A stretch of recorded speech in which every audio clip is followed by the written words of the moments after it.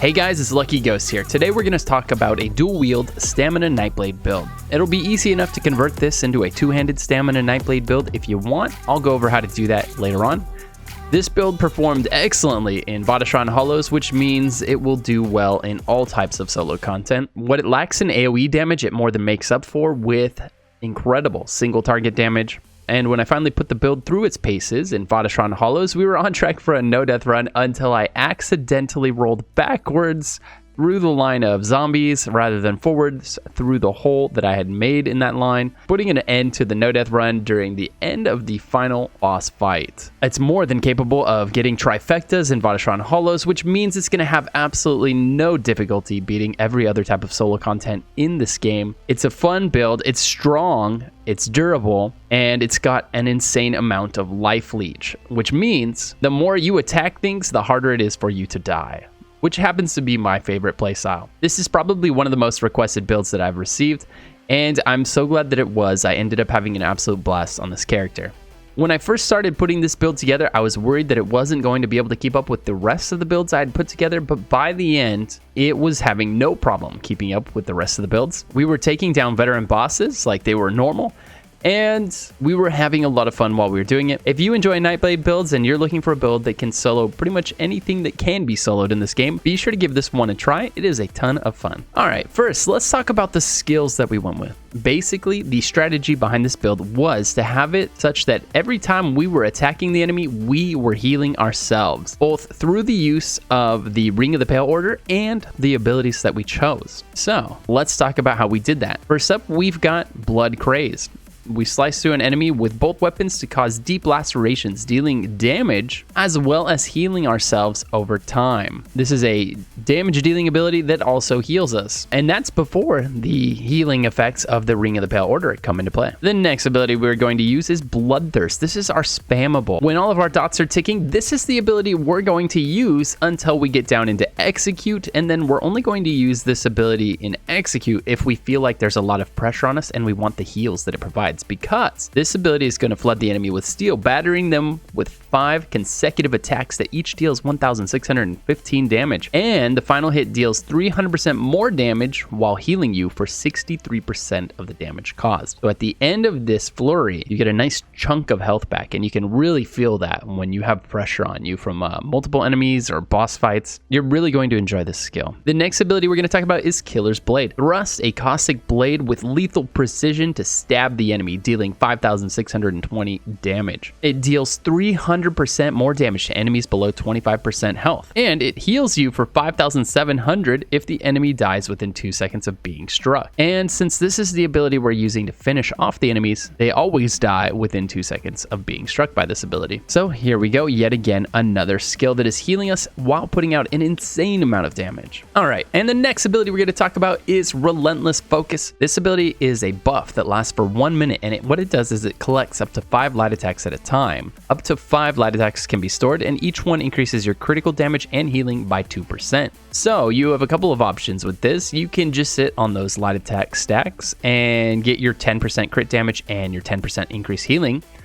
Or what I recommend you do is every time you get up to 5 stacks is you proc that spectral arrow, and it deals 20,000 damage and heals you for 33% of the damage. So yet again, we have another skill that's going to put out a ton of damage while healing us every time we use it. The best practice is to get into the habit of using this ability after every 5th or 6th light attack, and to go ahead and use it right after your ultimate, because your ultimate is going to increase your damage by 20%, and then you want to use this during that 20% increased damage window. You end up getting to use Relentless Focus about twice for every ultimate. Just like the Magblade build, you're going to proc your spectral arrow, and by the time you proc it a second time, you'll be able to use your ultimate first and then proc your spectral arrow. The ultimate comes up really fast on this build. Be sure to use it every time it comes up. This isn't an ultimate that you hoard. It's an ability that you use as soon as you can, whether it's on the boss, whether it's on a trash mob that's getting in the way. Just go ahead and use it. Proc it. It'll come back in absolutely no time. Trust me. The last ability on the front bar is Deadly Cloak. This will envelop yourself in a protective cloak of razors, gaining major evasion for 10 seconds, reducing damage from area attacks by 20%.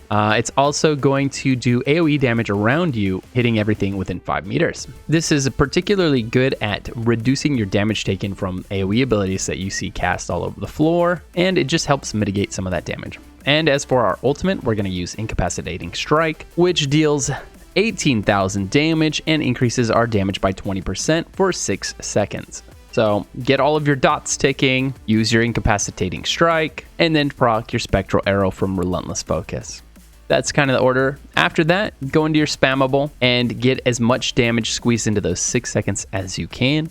And while in execute, what you're going to do is you're going to stop using Relentless Focus and you're going to start using your Killer's Blade. This is the only ability we want to use outside of our dots. We've actually got 2 execute abilities on this character, which works out really nice. One is a dot, so we can cast that, and then we can come into this skill and start spamming this one. All right, back bar, Endless Hail. We have Endless Hail, which is a nice AoE dot that lasts a while, which means it's going to be doing some good damage in an area around you while also healing you due to the Ring of the Pale Order. It's going to provide a nice little hot for you. Next, we got Poison Injection. Poison Injection shoots an arrow coated in Bandari poison at an enemy, dealing 5,077 poison damage and an additional 9,000 poison damage over 10 seconds. It deals up to 95% more damage to enemies under 50% health. So this is actually an executability for the bow bar, but that's not the only reason we're using it. This build is also using the Master's Bow. You could go ahead and use the Maelstrom Bow to buff your Endless Hail, or you can use Master's Bow, which is going to buff your weapon damage by 300 anytime you've got Poison Injection on an enemy. Both will work perfectly well, and both will work well with the build because we use both abilities. So take your pick. I went with Master's Bow, and I've been using Poison Inject with it, which works really well to amp up my damage. So what Poison Inject is for us, it's our second execute. It's a heal over time because of Ring of the Pale Order, and it does a nice little dot on the enemy as well, while also buffing our weapon damage by 300. It's just an absolutely fantastic ability for this build. The third ability on the back bar, Resolving Vigor. Anytime you just feel like you need to buy yourself a second, flip over to the back bar and pop your Resolving Vigor. This is going to give you 16,000 health over 4 seconds. So you're getting 4,000 health a second. It can heal through just about anything. Next, Dark Shade. This is a nice little 17-second dot, essentially. You create a copy of yourself who goes out and does both single target and AoE damage to enemies nearby, while also reducing the damage they do by 5%. So it's a debuff and a nice little dot. It's one of my personal favorite abilities on the Nightblade class. The fifth ability we're going to use is Consuming Trap. With the long duration that some of the fights in Vateshran Hallows can have, this ability becomes almost irreplaceable. When it's on an enemy that dies, it's going to give you 5,000 health. It's also going to give you 2,000 magicka and 7,000 stamina, scaling off of each resource. Not only that, but it does a fantastic dot until the enemy does die. So it's just an incredible ability. As far as giving your character improved sustain goes, you can't beat it. You can't beat it. If you're ever struggling with sustain, cast this on something that's going to die. Boom, 7,000 stamina. Oh, you're still struggling with sustain, cast it on the next guy that's going to die. Boom, now you got another 7 for 14,000 stamina from those 2 mobs. Once you get in the habit of casting it on things that die, whenever you get to around 25% stamina, you will find that you never have stamina problems again. And last but not least, we're going to slot Incapacitating Strike. Really, we're using it on the front bar, but as you can see there, that last passive that this ability provides, while slotted, you gain Reeve, which restores 100 magicka and stamina when you deal damage with light and heavy attacks.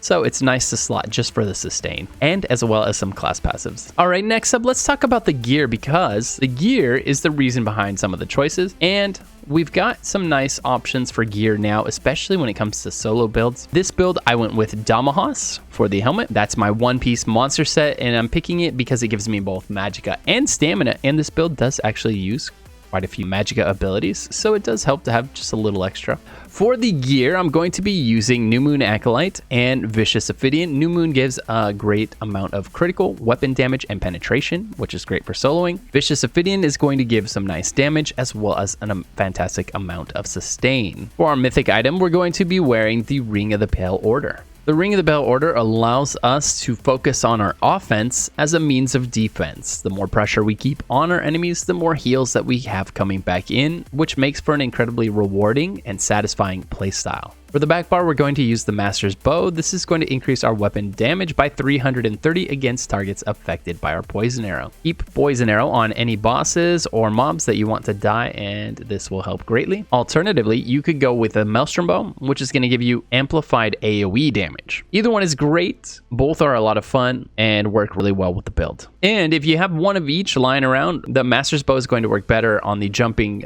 Tauren in the Green Arena of Vateshran Hallows. The Maelstrom Bow is going to work really well on the final boss because it helps you cleave down all those adds that tend to get in the way. For our race, I went with Orc. Orc just happens to be best in slot for stamina classes. It's got a fantastic amount of weapon damage, max stamina, as well as move speed and sprint cost reduction. So it's great for your sustain, it's great for your movement and your mobility, it's great for your weapon damage. Orc is just really tough to beat for stamina characters. Runner-ups are going to be Dark Elf, which is going to provide some great damage, and Redguard, which is going to provide some nice sustain, and even Wood Elf for a bit of sustain as well. As for passives, we're going to take all of our class passives in Assassin, Shadow, and Siphoning. You can pass on Magic of Flood if you want to. It's not particularly useful for this build. For dual wield, we are going to take all of the passives because we are using quite a few dual wield abilities. For the bow, we're going to take all of the bow passives. Medium armor, we're going to take all of the medium armor passives. In Undaunted, be sure to grab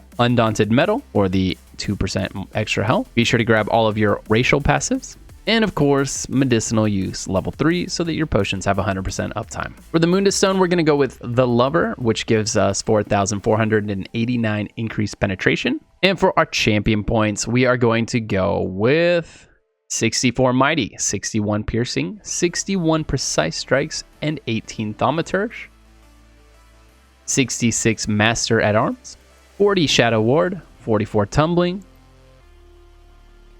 56 Tenacity, 75 Mooncalf, 5 Bashing, 31 Warlord, 11 Quick Recovery, 49 Elemental Defender, 49 Hardy, 48 Thick-Skinned, 32 Spell Shield, and 81 Ironclad. If you check the build guide on the website, link in the description, I will have a written out version of the champion points, and anytime I optimize these champion points, I will update it there. So be sure to check the written guide for the latest changes to the build. For our food, we're going to go ahead and use Dubious Cameron Throne. This is going to give us stamina recovery as well as max health and max stamina. And for our potions, we are going to use Essence of Weapon Power whenever we're doing something difficult. This is going to give us Major Brutality, Major Savagery, and restore stamina while increasing stamina recovery by 40%. Anytime you're doing something easy, like overland content, delves, basically anytime you're not doing a solo arena or soloing a veteran dungeon, feel free to use the Essence of Stamina potions that drop off of mobs, as they are a lot cheaper. If you want to change this build to a two-handed build, feel free to replace Bloodthirst with Brawler and replace Killer's Blade with Reverse Slice. That change is going to increase the build's AoE damage at the cost of its single target damage. Both builds work fantastically. I'm a big fan of Brawler, but the way the build is set up currently will put out a little bit more single target damage and a little bit less AoE damage than if you go with Brawler and Reverse Slice. So take your pick and play whichever way you find to be the most fun. Both are going to work out great for you. All right, guys, and that is it. That is all there is to the Stamina Nightblade. We've got the two-hand and the dual-wield variants provided for you here today. Both work great. Both are going to absolutely demolish all solo content in the game. As always, I've tried to provide you with not just a solo build, but a solo build that is capable of soloing everything that can be soloed. I've tested it personally and refined it until it was able to beat Vateshran Hallows with absolutely no problems whatsoever on Veteran. I hope you enjoy the build, and if you did, please be sure to give the video a like and to subscribe if you haven't already. A lot of you guys are watching and you haven't subscribed yet, so be sure to hit that sub button if you've forgotten so far. I'm Lucky Ghost. I stream ESO on Twitch 5 days a week, so if you ever want to hang out with someone else who loves ESO, be sure to swing by at twitch.tv/LuckyGhostTV. For written guides, be sure to check links in the description below or visit eso.justlootit.com. Until next time, guys, happy hunting.